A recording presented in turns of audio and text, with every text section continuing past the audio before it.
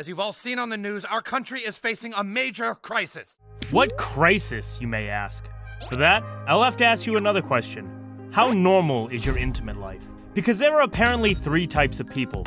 The people with normal lives, people who wonder why she fell asleep halfway through, and the people who get featured on the news just for being so wild. Some of these newsmakers claim that they have an addiction. But is this true? Is an addiction to shaboinking even a real thing? And if it is, what can it do to your life? And finally, if it is real, and it does ruin your life, how can you cure yourself? These are the questions South Park deals with in its season 14 premiere, Actual Healing. The episode focuses on the scandal surrounding Tiger Woods, arguably the greatest golfer of all time, and definitely the greatest cheater to ever wear a wedding ring. This man cheated on his wife with over 120 women in just 5 years. And those are just the ones he could remember. If you're doing the math, that is 24 different women per year, or 2 per month. Assuming he wasn't going back to any of the old ones for seconds, which he did, a lot. And he still managed to train every day, stay #1 on the golf leaderboards, and father 2 kids. This guy could teach a time management course at this point. Despite how impressive his Tiger's logistics and time management skills were, society considers this kind of thing to be a little much. The women themselves came from all walks of life. Neighbors, models, actresses, waitresses, professional pleasure distributors, broke housewives in pizza delivery movies, and everyone else in between. But then his wife found out and did that thing that women do. I'll let Tiger say it himself. You're overreacting! And this is why men will never understand women. A man sticks his meat into 120 holes and romantically brings it home with all the STDs marinating on it. But somehow, his wife finds a reason to get angry about it. It's just a mystery. The public reaction to this scandal is what South Park parodies in Actual Healing. The episode opens with Tiger arguing with his wife over the many indiscretions. His wife is holding a golf club peacefully when Tiger swings his head and smashes into the club. Listen to this! Ah! It's a tragic accident. Tiger runs out to his Escalade and drives away while his wife runs after him. He crashes into a fire hydrant and his wife smashes the car's rear window to help Tiger with the air circulation. It's Florida. It can get pretty hot in a car. South Park reveals that this gameplay is from an EA game. It's EA Sports Tiger Woods PGA Tour 11 for Xbox. Yeah, I don't believe that lie either.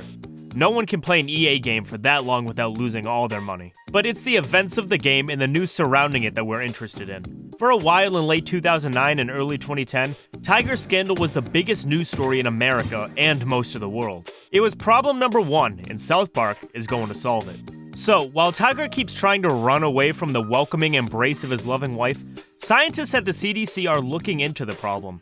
What is it that inspires rich and famous men to go around Foxtrot uniform Charlie kiloing as many women as possible? It's a mystery that these brilliant scientists simply can't figure out. Horizontal tango. Why would a man who's famous and makes tons of money use that to try and have sex with lots of different women? Why indeed? This one guy even channels his inner mom. These rich celebrities have perfectly good wives at home. Damn it! I want answers! Yeah, why do you want a Happy Meal? We have food at home. If you're ever asked this question again, here's a correct answer. Good point. Thanks for the advice. Thankfully, one of the brainiacs on the panel thinks outside the box. You see, there is an epidemic of shaboinking addiction. Where did it come from? It could be caused by something in the water supply, perhaps even by global warming. Or cooling. It's really strange. Of course, we all know the normal healthy male thinks only of sex occasionally. That is very true. A normal healthy male only thinks of stuff in the muffin 17 times per minute. It's the sickos who overdo it with their 18 times per minute crap. The experts don't get these horizontal tango addicts. The mere sight of an attractive woman can make him think about sex with her. Imagine how sick you have to be to think of shaboinking after seeing an attractive woman. That kind of behavior is sick, disgusting, and barbaric. Real normal men would never think of boinking the minute they see an attractive woman. They do her the decency of undressing her with their eyes first. This disease is making men lose their manners, and the scientists are very worried. Then the disease could start to affect our children. Imagine the horror. The chief scientist decides to do something about it. I want health screenings at all our nation's schools. The CDC sends a doctor to conduct the health screening at South Park Elementary. In a moment, I'm going to show you a suggestive picture. He uses a very comprehensive test. The kids react as you would expect. Holy moly, what's that between the lady's legs? It's all bushy. That is not the test. The doctor tells him to study the picture as best as they can. Then he asks the question. What color was the handkerchief in the nice lady's hand? If your answer is, what handkerchief? You failed. That's what happens to Kenny, Kyle, and Butters. Butters can't stop thinking about the bush. Did you see the bush on that lady? What the heck was that? As for Kyle, he doesn't understand how he could possibly fail. I didn't see a handkerchief. Did you see a handkerchief, Kenny? Rookie mistake. Everybody knows that when somebody shows a picture of a naked lady, you focus on her hands. By failing to do that, the boys test positive for a boinking addiction. Sorry, but you're simply too dangerous to have around normal, well-adjusted students. Just look at how dangerous these kids are. Butters is still going on and on about the bush. It was just so big and bushy, sir. Why does it look like that? The doctor ignores that question. Kyle asks about what will happen to them. The doctor paints a grim picture of their future. Your addiction will start off slowly, magazines, internet sites. But those are just the gateways. He tells them that as they keep chasing their highs, their tastes might get more and more extreme until they go the way of David Carradine, dead by autoerotic asphyxiation. Allegedly. Then the doctor describes how to do it, for educational purposes, of course. So Kenny buys a Batman costume and does it, and he dies trying. Please don't do this at home. Unless you want us to comment RIP on a Facebook post and then forget about you forever. Kenny's funeral scares the bejesus out of Stan. Oh my God, it's true. We're gonna end up just like Kenny. But Butters is still thinking about the bush. There, it was like that. It looked just like that. He runs to it and explains it to everybody. Just like this, but smaller. And right in the place your underwear should have been. Butters tries to trim down the hedge and makes it look right, but Kyle stops him. But this is what I keep seeing in my head. The boys get into a fight. Butters tries to see what's under the bush while Kyle keeps stopping him. Butters, we are sick, don't you get it? Butters hasn't quite internalized that. No, if I could just see it again, I'll be fine. Me too, lil bro. Me too. Meanwhile, the CDC keeps conducting health screenings in every school. The results are unbelievable. When 4th graders are shown the naked lady, only 5% fail the test. By 6th grade, the number is 30%. But the high school results are a doozy. No one could have seen this coming. At high schools, nearly 91% of male students answered, "What handkerchief?" It's a tragedy. Nobody, and I mean nobody, can believe it because the adults of South Park universe have never been 16. Unlike the rest of us, these men have never experienced the panic of having to try to hide a random hard-on after the teacher selects them to demonstrate a math problem on the board. They were lucky enough to be born 35 and impotent, and they feel sorry for all the kids. The poor bastards. But this shouldn't be surprising. Surveys show that 73% of teenage boys have seen adult content at least once, and 22 view it regularly. The rest are lying, and that's without getting into the hormonal changes that happen during puberty. Take stiffies, for example. You wake up with one every morning and get a couple of random ones throughout the day. You can't measure this in teens because of the ethics, so I'll use my own experience. I get maybe 2 or 3 randoms these days and they go away quickly. But during my growth spurt years, especially between 14 and 17, I got a horrendous number of those things. And they wouldn't go away no matter what I did. I twisted, pinched, tried to think of baseball, splashed the thing with water, and eventually just gave up and tucked it in facing up. You don't even have to be thinking about anything suggestive to get them. You'd just be sitting there calculating your cosines like a good little boy, and boom, Cedric Jr. decides to stand up and salute the sky.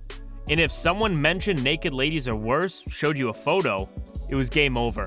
It's a trying time. The adults are worried that the disease might spread to them, but the chief scientist tells them not to worry. Going around sleeping with lots of women is a disease that only affects the rich and famous men.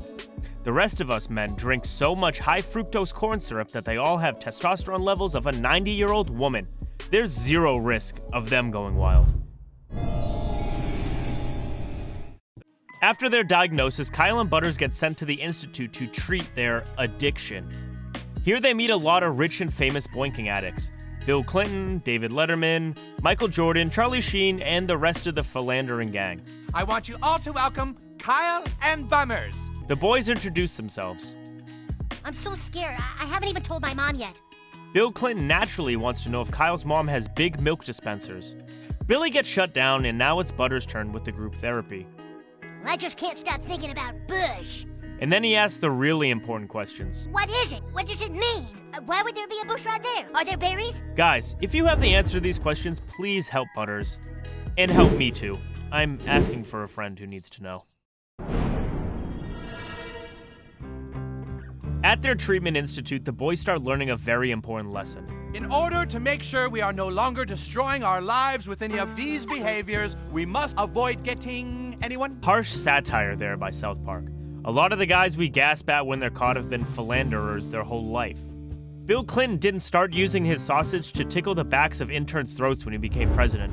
He was doing it long before that.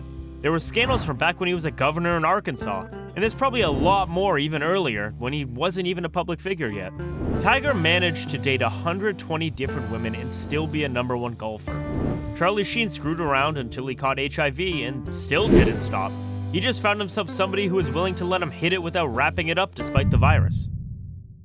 These men usually don't apologize because they don't think they did something wrong. They only apologize for getting caught. I don't know too much about the others, but Bill Clinton has visited a certain island owned by a certain dead financer with the first name Jeffrey, so he probably never stopped. He just got better at hiding. But Kyle doesn't agree that being caught is the only crime womanizers should avoid. We shouldn't be learning how not to get caught. Bill Clinton summarizes all of their thoughts in one line. What the f*** are you talking about? Even the instructor can't believe what the kid is saying. Yeah, it's me. We've got a turd in the punch bowl. Things are about to get interesting. Kyle and Butters get strapped into a helicopter, and now, as they await their fate, let's check on what the scientists are up to. Scientists at the CDC are still trying to understand boning addiction by conducting experiments on chimpanzees. But now see this chimp here. An average normal adult male, blending in seamlessly with the others. When they give it a lot of money, and almost immediately it starts acting like Tiger Woods. Then the chimp's wife beats it with a big stick. This causes the chimp to make a public apology at a press conference just like Tiger, Letterman, and every other famous philanderer. The subject is now isolated and shunned. Look at how isolated and shunned these guys are. Who would want to hang out with Tiger Woods, Michael Jordan, or Bill Clinton? This leads the scientists to only one conclusion.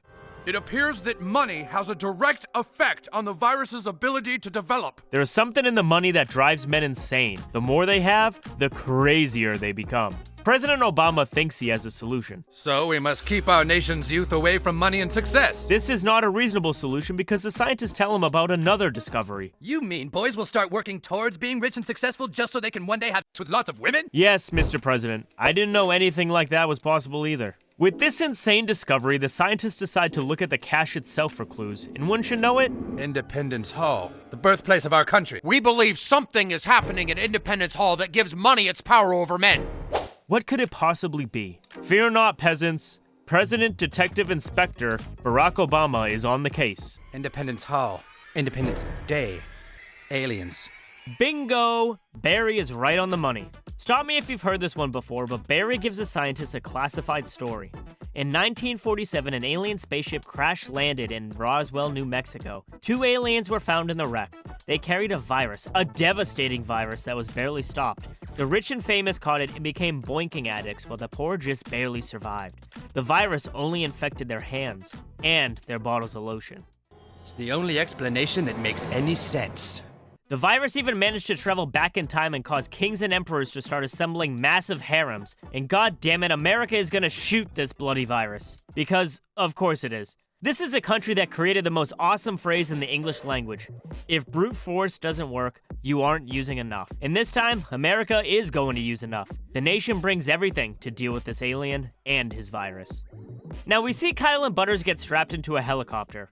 We are on our way to help take care of your diseases once and for all. Butters is excited at the prospect of being cured. Don't worry, as soon as it's dead, everything will make sense. On the ground, a SWAT team blows through the doors of the Independence Mall with that all-American awesomeness. We must be careful. The alien could have cast some kind of spell of invisibility. Which would mean that the alien is also a wizard. Forget about the virus. This wizard alien is the one that's gonna cast a spell on our species and made all the men shaboinking addicts. And we are gonna deal with them. The president gives the order. We have to find the wizard alien and break his spell. In the midst of all this very serious moment, this one SWAT guy has the audacity to start laughing.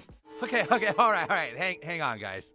This guy has the craziest explanation, and I can assure you it makes no sense. Whenever a story breaks about some rich famous guy going around and having sex with tons of girls, we all want to act like we don't understand it. But we do. We're guys, you know? Yes, we're guys. But what does that have to do with anything? Our brains are wired to strive to be the alpha male and get all the women we can. Have you ever heard something so crazy? And this guy just doesn't stop. That given the same temptations and opportunities that somebody like Tiger Woods has, a lot of us guys might do something similar. Now guys, come on, this is madness, right? What kind of man would sleep with lots of women just because he could? Even Obama can see through that SWAT guy's nonsense. We have a turd in the punch bowl. Turd in the punch bowl. This crazy SWAT guy gets arrested by his buddies for spewing such pseudoscientific nonsense with no shame. He deserves it. Honestly, blaming promiscuity on innate male biology is unacceptable pseudoscientific nonsense. Ladies, I can assure you we're not all like that. And you can believe me because I'm gaslighting you right now. Then the alien hunt begins. 10 city blocks have been shut down because an alien is believed to have taken refuge here. Butters and Kyle arrive to a very warm welcome. We were told that you think sex addiction can be controlled, that it just takes restraint. When Kyle agrees that he would rather control it instead of blaming it on anything, the scientist concludes that Kyle must be immune from the virus. So they give Kyle a gun. And they give one to Butters too. And then they bring out the alien. No, it's not the SWAT guy in a mask. That's a conspiracy theory. I mean, just look at him. Look at those hands. They're not tied up at all. It's an alien. Not the crazy SWAT guy in the mask with the gag and his hands tied.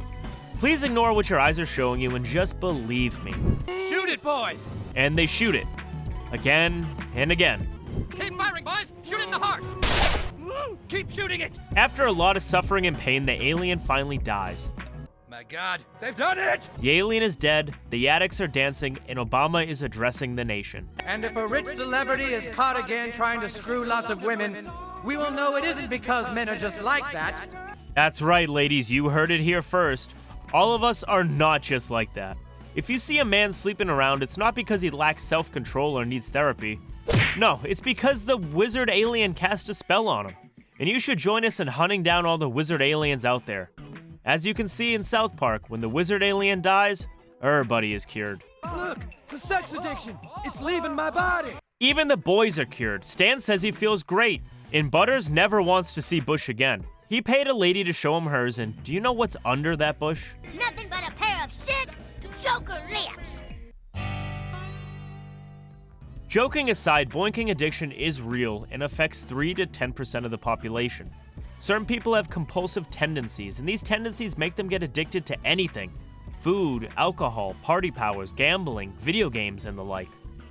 Even though it gets presented as a rich man's excuse for bad behavior, boinking addiction is not a class issue. The media just focuses on the rich and famous because they are the most visible. A guy like Diddy or Tiger Woods is newsworthy, but a middle-aged accountant spending all his money on professional pleasure distributors is not. It's just the nature of the news cycle. Nobody cares if a homeless man pees in the street, but if the president did it, it would be the scandal of the century. Obama got flamed for wearing a tan suit, and Trump created a whole media firestorm out of nothing by just misspelling the word coffee as covfefe. Our culture's hyperfixation with the lives of the elite means that problems that affect the lower classes get overlooked unless they affect a very large number of them. And boinking addiction is one of those problems that isn't very visible. According to the Cleveland Clinic, most addicts start around 12, when they're introduced to adult content and never seek help until they're 37. It's a silent problem, and because people are generally secretive about their bedroom activities, it just flies under the radar. Unlike other addictions, which tend to be more or less gender balanced, boinking has a pronounced skew. 70% of addicts are men and 30% are women. This is because men have a higher natural libido. This leads to the women suffering from it to think that they don't have a problem. And as for the men, it's very easy to just blame it all on our naturally higher libido. For teenagers and younger men, that libido is even higher. So distinguishing between what is natural and what is an excessive addiction can seem like an impossible task, but it's really not. If boinking goes from something you enjoy to the sole focus of your life, you have a problem. I don't mean traveling halfway across the country to meet a girl. I assume we've all done that. But if you're doing that all of the time at the expense of everything else, you have a problem. Then there's the other obvious stuff. Things like playing with your sausage in public or spending all your money on pros. The solution is more or less the same as the solution for a lot of other non-chemical addictions. Therapy, a robust social life, and a focus on something other than whatever happens to be dangling between your legs. Which brings us to South Park's solution. This episode might sound dismissive and insensitive toward addicts, but it tracks with South Park's philosophy. I've discussed that at length in my alcoholism video, where South Park got a lot of flack for calling AA a useless cult. You can watch that video for a more detailed explanation, but here's a short version. Matt Stone and Trey Parker are both libertarian and atheist. A group like AA, which provides the framework for a lot of addiction treatment, relies on addicts submitting to a higher power. This makes those protocols ineffective for someone who doesn't believe in a higher power, which is why South Park proposes self-discipline as the solution to such issues. If you're religious, that discipline can come from the fear of God watching you being bad, and if you're not, the discipline can come from somewhere else. That is the message of sexual healing.